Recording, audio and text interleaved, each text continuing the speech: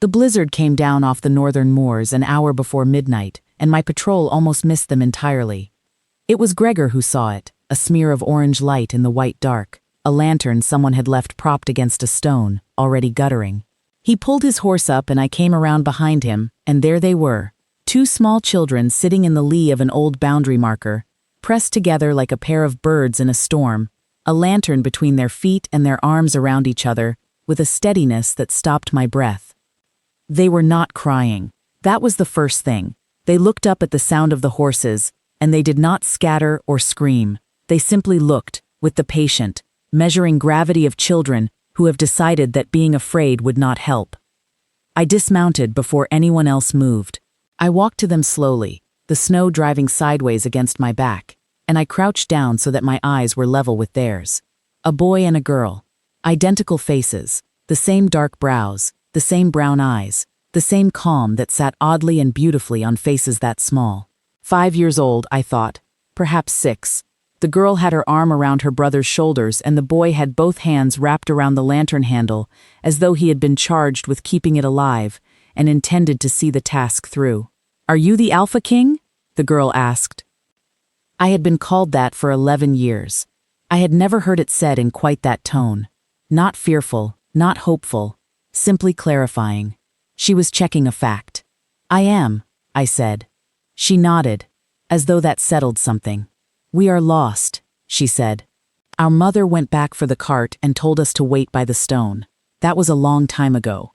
"How long?" I asked. The boy considered. "Before the snow got bad," he said. "So, a long time." I held out my hand. Neither of them hesitated.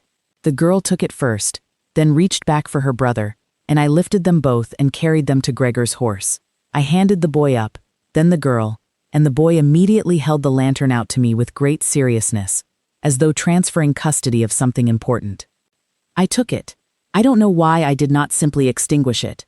I carried it all the way back to Stonevale in my hand, through the worst of the blizzard, and it burned the whole way. I brought them to the great hall myself. It was past midnight, the hold was quiet. My steward Brennan met me at the inner door with the look of a man assembling objections, but one glance at the children and he simply turned and went for blankets, and something warm from the kitchen. I set the twins down before the hearth. The great hall at Stonevale is not a gentle room. High stone walls, iron fittings, the old war banners of the north hanging long and dark above. I had never thought it cold. Looking at it through their eyes, I thought, too much stone, not enough light. "Is this your house?" the boy asked. "It is." "It is very big," he said, with the tactful tone of a person making an observation rather than a complaint. "It is," I agreed. He looked around it carefully, then nodded, apparently deciding to reserve judgment. His sister had already found the hearth and was sitting as close to it as fire safety allowed, holding her hands out to it with the focused appreciation of a person who has been cold for too long. The orange light caught her face and she looked. I did not have a word for it then. She looked like something I had forgotten and not known I was missing. Brennan returned with 2 bowls of oat porridge, warm milk, and a stack of blankets. The twins ate with the calm efficiency of children who are hungry but not panicked, which told me they had not been frightened out of their wits, only cold and lost and practical about it. When they finished, the girl looked up at me. "Are you going to find our mother?" she asked. "Yes," I said. "At first light, I'll send riders back out." "She will be worried," the boy said. "I know." He thought about this. "She worries about the right things," he said in the tone of someone offering a reassurance. "She is not a frightened sort of person, generally, but she worries about us." "That seems like the right thing to worry about," I said. He nodded, satisfied. I had planned to hand them to one of the housemaids and take myself to bed. Instead, I found a place on the floor of the great hall, not in a chair above them, but on the stone floor between the hearth and the bench.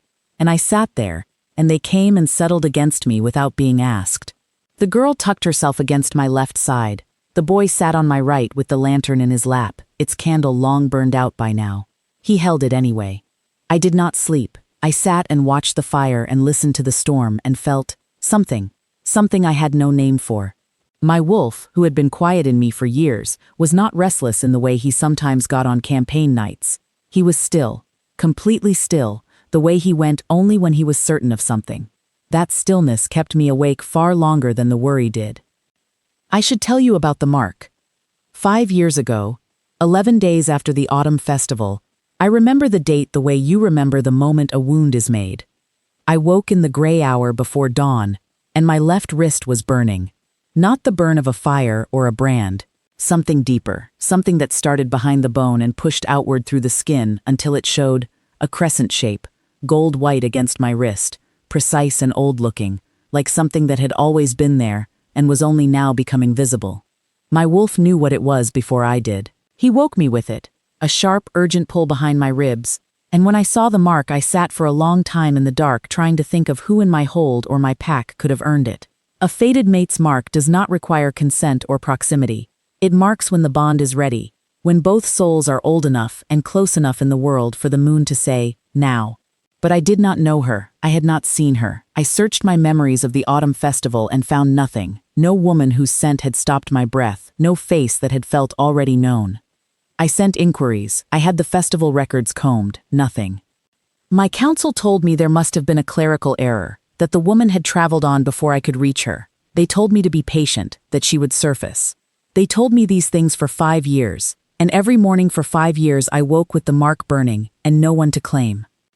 I had, over time, stopped expecting it to be answered. The burning had become a kind of weather, something I lived with, something my wolf grieved over quietly in the long northern winters, something I had learned to fold away behind the work of running a kingdom, and a pack, and a hold full of people who depended on my certainty. I had not told many people. The mark was mine, its ache was mine. I carried it without performance. But that night, sitting on the stone floor of my great hall with 2 strange children asleep against my sides, and the storm still roaring beyond the walls, the mark burned with a heat it had not produced in 2 years. Not an ache, a signal. My wolf's ears were up. His whole attention was pointing at the door. I looked at the children. The boy had fallen asleep with the dead lantern still in his lap. His left wrist was turned outward in sleep, and I looked at it in the firelight, and I went entirely still. On the inside of his small wrist, a mark, faint, the size of a coin, gold pale against his skin. A crescent, small and new-looking, the way mine had looked 5 years ago before the years had deepened its color. I turned and looked at the girl.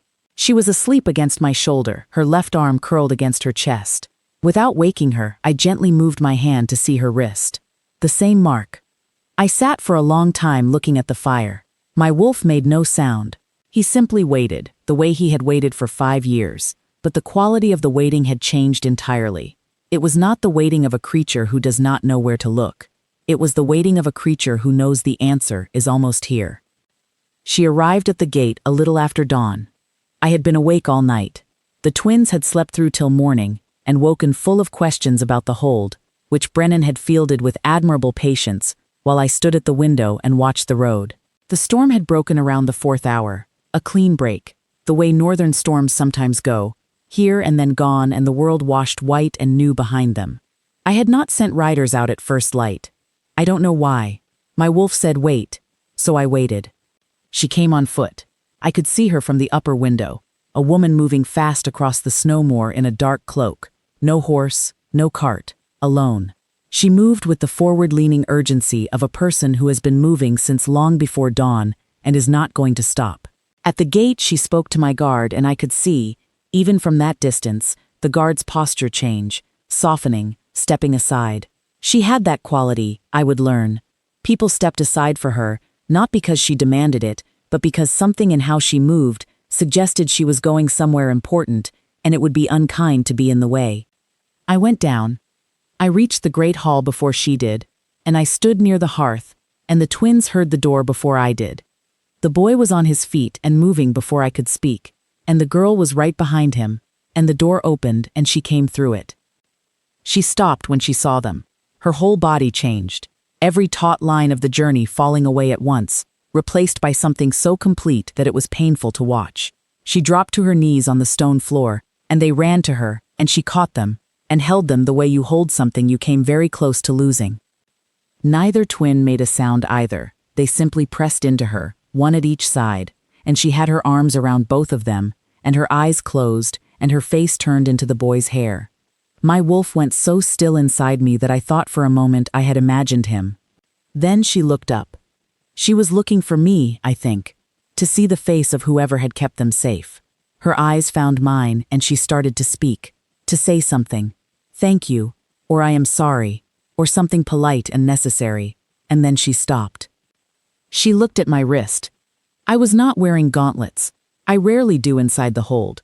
The mark was visible where my cuff had fallen back, gold white against the inside of my left wrist, the crescent shape that had woken me 5 years ago. I watched her face change. She sat back slightly, the twins still in her arms, and with a slow, careful movement, she turned her own left wrist upward where I could see it. The mark on her wrist was identical to mine. The same shape, the same depth of color, not the pale, recent gold of the children's marks, but the settled, certain gold of something 5 years old. 5 years of carrying it. 5 years of it burning in the night with no source. 5 years. The hall was very quiet. The fire crackled. Outside, a winter bird called once across the white moor and went silent. Neither of us spoke for a long moment. "Oh," she said at last, very softly. Not surprised exactly. More like someone who has been carrying a question for years and has just been handed the answer, and needs a moment to feel the weight of it. "Yes," I said. I did not know what else to say. I had been waiting 5 years to say something, and now I had no words at all. Her name was Marin. She had lived for the past 5 years in the village of Fenwick, 2 hours east of the hold on the old border road. Before that, she had been part of a small pack in the far north, a pack whose territory bordered mine, whose records I had apparently never thought to search because they were a minor holding, and I had been looking for a woman at my own festival. She had not been at the festival. She had been home, in her small northern pack, tending the sick wolves of a cold autumn, and the mark had come to her, in the same gray pre-dawn hour it had come to me, and she had felt the same burning pull, and she had not known what it meant, or where to look for its source any more than I had. She had been quietly driven from the northern pack 3 months later. She told me this matter-of-factly, the way she told me most things, with the directness of a woman who has decided long ago that facts are more useful than softening. The pack mistress there had wanted her gone. There had been whispers, nothing she could name and contest, only the cold shoulder, and the turned back, and the feeling of being unwelcome in a place that should have been home. She had been given a letter and told that the Alpha Duke, my older title, from before I consolidated the territories, had ordered a review of the border pack registers, and she was not on them, that she should relocate. The letter had not come from me. I had no record of it, and I told her so, and she nodded as though she had suspected as much but had been in no position to prove it at the time. She had relocated. She had found Fenwick, which was small and quiet and asked few questions.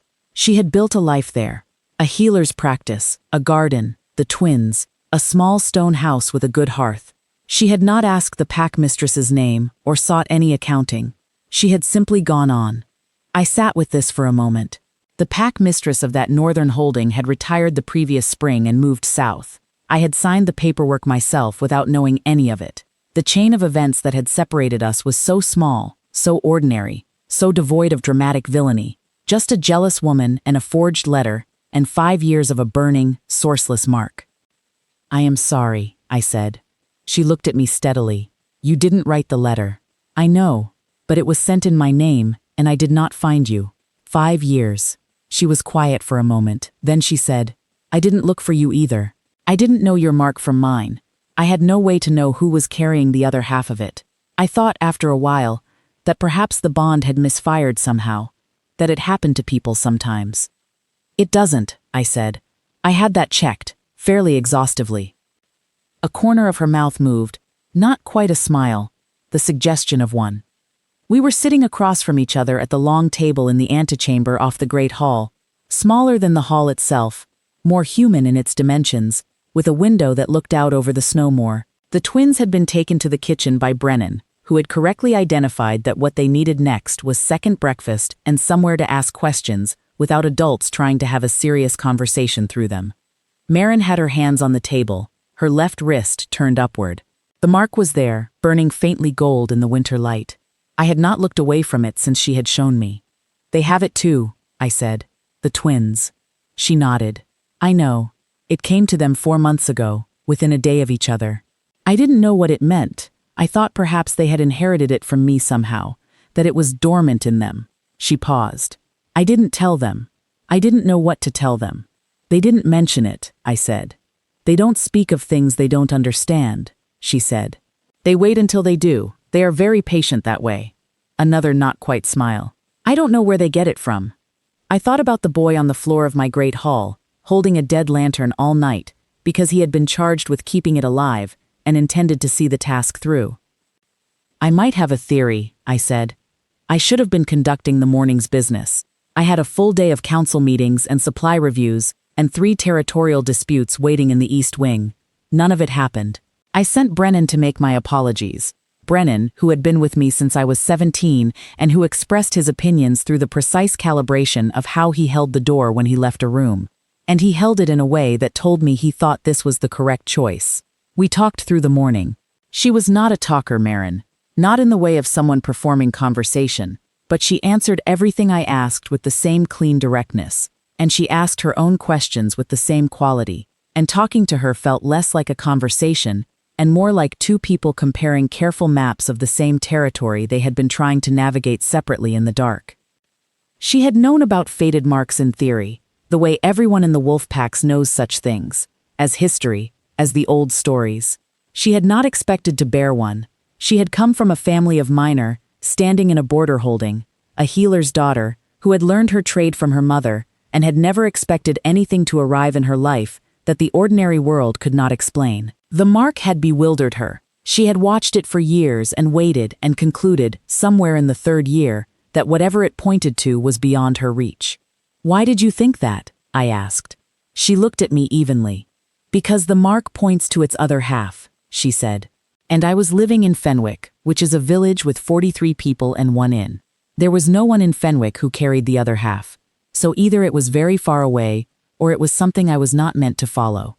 It was not something you were not meant to follow, I said. No, she said. I understand that now.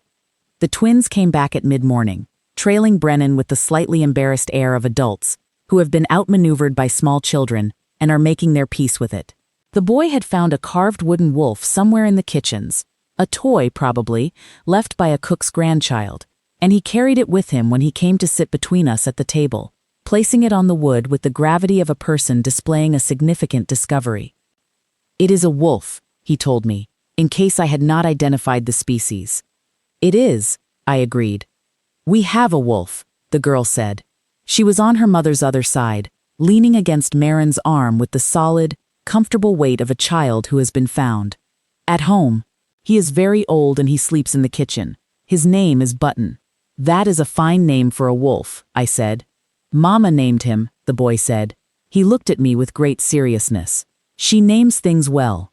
Marin said nothing, but I saw her look down at her hands for a moment. The carved wolf sat on the table between us for the rest of the morning, and I found myself looking at it when I was not looking at her, which was not often. At midday, I asked her if she would stay. Not in the way I had imagined asking, in the years when I had imagined it at all. I had sometimes thought, in the abstract, about what I would say when I found her. Something worthy of the occasion, something commensurate with 5 years of waiting. What I actually said was, the road back to Fenwick would be treacherous until the snow settled, and Stonevale had more rooms than I had ever used, and she and the twins were welcome to stay as long as they needed. It was not the declaration I had pictured, but she understood it, I think, for what it was. For tonight, she said, thank you. I did not push. My wolf settled a little at even that. Not enough, but something. She was here, and she was safe, and she had seen my mark, and I had seen hers, and we had acknowledged it together. That was more than I had had in 5 years. The afternoon I spent in the East Wing, dealing with the things I had deferred. I went through the territorial disputes and the supply reviews with the part of my mind that handles such things, and with the rest of it, I was aware of where she was in the hold, the way you are aware of a fire in a dark room. Not staring at it, but never entirely forgetting it either. My wolf did not stir restlessly. He moved through that afternoon the way a compass moves when it has finally found north, settled, certain, pointing. I came back to the great hall at dusk to find the twins had annexed the hearth entirely and were engaged in some complicated enterprise involving the carved wooden wolf and several other objects they had accumulated from corners of the hold that I had not known contained anything interesting. Marin was sitting near them on the bench, not watching them with the anxious attention of a mother braced for disaster, but with the quiet, steady presence of a person who trusts who they are watching and is simply there. I came and sat near her. "They are thorough," I said, watching the boy arrange what appeared to be a parliament of carved animals on the hearthstone. "They take things seriously," she said. "Everything. They will spend 4 hours on a problem that doesn't matter and come up with a very careful answer to it." "That seems useful." "Exhausting," she said, "but yes, useful." She paused. "The girl will tell you she is the organized one. The boy will tell you he is the patient one. They are both right, and they are both wrong in the same proportion." "What does that make you?" I asked. She was quiet for a moment. "The one who has to live with the result," she said, and this time the smile arrived properly, brief and real, and gone, before she seemed to notice she had given it. I sat with the warmth of it longer than I should have. After the twins were put to bed, a process that involved 2 stories, one dispute about the carved wolf's rightful sleeping position, and a long negotiation about whether Button the elderly kitchen wolf back in Fenwick was probably fine, I walked the south corridor with Marin. Not purposefully. We had simply found ourselves at the end of the evening, with the hall behind us and the corridor ahead, and neither of us going immediately to bed. The south corridor at Stonevale runs along the outside of the hold, with windows cut deep into the stone that look out over the moor. On a clear night after a blizzard, the moor goes white and still, and the stars come out sharp as marks on silver, and that was what we walked toward. She stopped at the first window and looked out for a long time. "It is beautiful country," she said. It was not a polite thing said to fill silence. She meant it. I could hear the difference. "I have thought so," I said, "though I have been told it is too severe." "Severe and beautiful aren't incompatible," she said. We stood at the window for a while in the quiet. Below, the moor lay still and white and endless under the stars. My wolf was entirely at rest. I could not remember the last time he had felt like this. Not subdued, not waiting with that aching patience, but genuinely at rest, the way an animal is at rest when it is home. "Can I ask you something?" I said. "Yes. 5 years ago, the morning the mark came, do you remember what you were doing?" She was quiet for a moment. "I was sitting up with a wolf who had been ill through the night," she said. "One of the old ones in the pack. He didn't survive in the end, but he lasted until morning. I was holding his head in my lap when the mark came." A pause. "I thought at first that the burning was something to do with him, that it was grief somehow. Then I looked at my wrist. I was in the council chamber," I said. "The morning review. My steward was reading the overnight reports. I had not slept. I looked at my wrist. I thought I was dreaming, for a moment. And then I spent 6 months trying to find you," I said. "And when I couldn't, I kept carrying it. I didn't know what else to do with it." She turned from the window and looked at me. The moonlight from the moor came through the window at a low angle and caught the side of her face. Composed, steady, the same calm I had seen in the twins' faces on the snow moor the night before and not known where it came from. "I'm sorry it took so long," she said. It was not an apology for herself. It was something more like the thing I had said to her in the antechamber, an acknowledgement of the gap between what should have happened and what did. "You're here now," I said. She held my gaze for a moment. Then she looked back out at the moor. We stood there for a long time, not speaking, the white silence of the snow below us and the stars above, and my wolf stayed as still as I had ever felt him, settled, full, pointing at north. She intended to leave in the morning. I knew this when I woke, and I sat with it for a while before I got up. She was not gone. She was in the kitchen when I found her, sitting across from the twins at the long cook's table, both children eating bread and discussing, with great seriousness, whether the wolf Button had enough blankets at home. The cook was standing near the fire looking the way people often looked around Marin's children, charmed and slightly baffled and not entirely sure how they had ended up in a conversation about elderly wolves before the second hour of the morning. "The road should be clear enough," Marin said when she saw me, which was not exactly good morning but conveyed the same information. "It should," I agreed. I poured tea and sat. The twins did not look up from their bread and button discussion. I would send an escort if you'll take one. I don't need. Not because I think you can't manage the road, I said. Because the storm may have moved things. Treefall, mostly. She considered this. All right, she said. We ate breakfast at the cook's table, the four of us and the cook, who had apparently given up any pretense of conducting the kitchen's morning business and was simply listening to the twins. The boy was explaining a theory about Button's blanket requirements that drew heavily on what he had observed about the behavior of the wooden wolf the night before. The cook was nodding with the respectful attention of someone hearing a sound argument. After breakfast, when the twins had gone to find their cloaks, I walked with Marin to the inner courtyard, where the escort horses were being readied. The morning was cold and brilliantly clear, the snow so white and sharp-edged it was almost blue in the light. I had thought about what I wanted to say. I had turned it over through the night with the same care I turned over everything that mattered. What I had arrived at was simpler than any of the formal versions I had tried. The truth, directly, with nothing performed around it. I would like to ask you something before you go, I said. She was watching the horses. She turned to look at me. I have been carrying this mark for 5 years, I said. I don't know everything yet. I don't know you yet. That is the honest truth of it, and I'm not going to pretend otherwise. I paused. But I know that my wolf has been still for the first time in 5 years since you walked through my door. And I know that the twins have his mark, and mine, and yours. And I know that last night, standing at that window, was the first time in a very long time that I felt like the hold was what it was supposed to be. I stopped. I am not asking you to stay because the mark says to. I am asking you because I would like the chance to know you. Both of you. All 3 of you. I held my left wrist toward her, the crescent mark gold in the morning light. If you're willing. She looked at my wrist for a long moment. Then she looked at me. I need to go back to Fenwick first, she said. There are people who rely on me there. I need to make arrangements. She paused. Button cannot be left indefinitely. Of course, I said. Button should come. Something moved in her expression, not the brief, restrained smile, but something warmer and less guarded. He is very old, she said.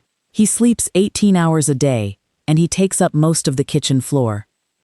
Stonevale has a large kitchen, I said. She was quiet for a moment. Then, with the careful, deliberate movement of a woman who makes decisions by living in them, rather than by announcing them, she turned her left wrist upward and pressed it gently against mine, mark to mark. The gold light that flared between our wrists was brief, a single pulse, like a candle lit in a dark room, and then it settled into a steady, warm glow that sat quietly against our skin. Not the burning of 5 years, something entirely different. Answered and at rest. My wolf went quiet. Not the ache quiet of waiting, but the deep, certain quiet of a thing completed. The twins appeared in the courtyard doorway. They looked at our wrists for a moment with the serene, unsurprised gravity of children who had been paying attention to more than the adults had realized. Good, the boy said. His sister looked at me. We told you, she said, with the gentle authority of someone confirming a fact. The moon had been waiting. I looked at Marin. She looked back at me with an expression I could not entirely read yet, but I thought I would have time to learn it. Yes, I said. It had. Marin came back with the twins 17 days later. She brought Button, who was indeed very old, and who moved through the kitchen of Stonevale with the unhurried certainty of an animal who has concluded that any kitchen large enough to hold him is an acceptable kitchen. He found a spot near the great hearth on the first afternoon and lay down and did not move for 4 hours, and the cook worked around him without complaint, which told me something useful about the cook. There was no ceremony. We did not need one. The pack of Stonevale met Marin as she arrived at the inner gate, most of them already there, because word had traveled and my wolves have opinions about everything, and they were quiet in the way of wolves who recognize something. The eldest of them, an old gray named Cress who had been with my father's hold before mine, walked to her without hesitation and pressed his head against her hand, and she rested her palm on the flat of his brow with the ease of a woman who has been doing this all her life. The mark on her wrist and the mark on mine had stopped burning 5 years ago. What they did now was something quieter and better, a low, steady warmth, the way coals feel in a hearth after the fire has been banked for the night. The twins were given a room with a window that looked over the eastern moor, The boy put the carved wooden wolf on the windowsill and said it could watch the snow. The girl organized the blankets. They argued cheerfully about Button's preferred sleeping orientation for 20 minutes, and then agreed on a compromise, with the satisfied air of people who consider good negotiation its own reward. I watched all of this from the doorway of the room, and Marin came to stand beside me, and we did not say anything at all for a while. "Is this all right?" I asked, eventually. "Yes," she said. It was the same directness she brought to everything, not performed, not offered to be kind. She meant it. "I know it's a great deal of stone," I said. "Severe and beautiful," she said. "We established that." I had been the Alpha King of Stonevale for 11 years. I had run the hold and the pack and the territory and the disputes and the councils and the long cold winters with the attention and the competence they required. I had done it well, I thought, or at least faithfully. I had done it with my wolf pointing at a mark on my wrist and no one to claim. Standing in that doorway, with the twins settling into the room beyond, and Marin's shoulder almost touching mine and old Button visible through the door doing what Button did, I thought, this is what the hold was supposed to feel like. This weight, this rightness. Not the absence of the year's work, but something warmer underneath it. The thing the work is for. I had not known I was missing it. I had thought the burning was the whole shape of the wanting. I had been wrong about the burning. It was only the pointing. She did not call me the Alpha King, as a rule. She called me Aldrich, which is my name, said with the same clean economy she brought to everything else. The twins called me the Warm King for the first few weeks, a distinction they had apparently made on the night of the blizzard and saw no reason to abandon. And then, incrementally and without announcement, they began simply calling me by the shortened version of my name that only my mother had used before. I did not point this out. I thought if I pointed it out it might stop. Marin noticed. I could tell because one evening when the boy called it out across the great hall, carelessly, running in from the courtyard, the way children say the names of people who are simply there, she glanced at me, and the warmth in her eyes was the kind that comes from seeing something true. "They decide things," she told me. "Once they've decided, there's very little to be done." "I'm beginning to understand that," I said. We were in the antechamber, the same room where we had sat on her first morning, the window that looked over the snow moor still pale with winter light. The fire was going. The carved wooden wolf was on the table, having migrated there from the children's room some days ago for reasons the boy had explained at length and which I had followed about halfway. Marin was mending something. I was reading reports. We had settled into this in the way of two people who find that simply being in the same room is its own kind of ease, without requiring anything more of it. There is a particular quality to that kind of quiet, the kind you do not notice until you have it, because before you have it you don't know what it is you're missing. I had been a quiet man in a quiet hold, and I had thought that was simply the nature of the place. I understood now that the quiet had been awaiting. Every room had been holding its breath for something. The breath had been let out. Outside the window, the moor lay still and bright under a sky that had gone the pale gold of late winter. The snow was beginning to show the first faint blue shadows that meant the thaw was thinking about arriving. Cress lay outside the door in the corridor with his great head on his paws, which he did most evenings now when Marin was in the room. She looked up from the mending and saw me looking at him. "He follows you," she said. "He follows you," I said. "He follows both of us," she said. She paused. "He followed me 2 miles to the market yesterday and sat outside until I came out. The market keeper thought he was waiting for someone." "He was," I said. She made a small sound, not quite a laugh, but its near neighbor. "Yes," she said. "I suppose he was." I looked at the mark on her wrist in the firelight. Still gold, still warm. My wolf, beside it in my chest, utterly at home. I had carried the burning for 5 years and thought of it as a wound. I understood now that it was nothing of the kind. It was simply the mark knowing what it was pointing at before I did. The spring came early to Stonevale that year. Everyone said so. The moor greened faster than anyone could remember, and the wolves emerged from the deeper forest in better temper than usual, and the pups born to 2 of the pack mothers that spring were the largest and healthiest in a decade. I do not claim to explain it. I only say what the pack observed. The twins turned 6 in the first week of the thaw. Marin made them a cake with nuts and dried berries from the hold's stores, and the kitchen staff added to it steadily throughout the morning until it was a good deal larger than anyone had planned. Button woke up for the occasion and ate what fell on the floor, which was his contribution. The boy carried the carved wooden wolf around for the entire day as a ceremonial object. We walked out onto the moor that evening, the four of us. The sky was the color of the inside of a shell, pale and luminous, the last of the winter cold still in the air, but the warmth beneath it now unmistakable. The twins ran ahead, close enough to call back to, and Marin walked beside me, and old Cress moved between us and the children in the unhurried way of a wolf who considers this arrangement permanent and sees no need to rush anything. "They are happy here," she said, not a question. "Yes," I said. "And you?" She was quiet for a moment, the way she was quiet when she was being honest about something, choosing the word with care. "Yes," she said, "I am." The twins had found something at the far edge of the visible path, something small and interesting, a stone or a piece of wood, and they were crouched over it together in perfect sibling symmetry, examining it with the focused seriousness they brought to everything.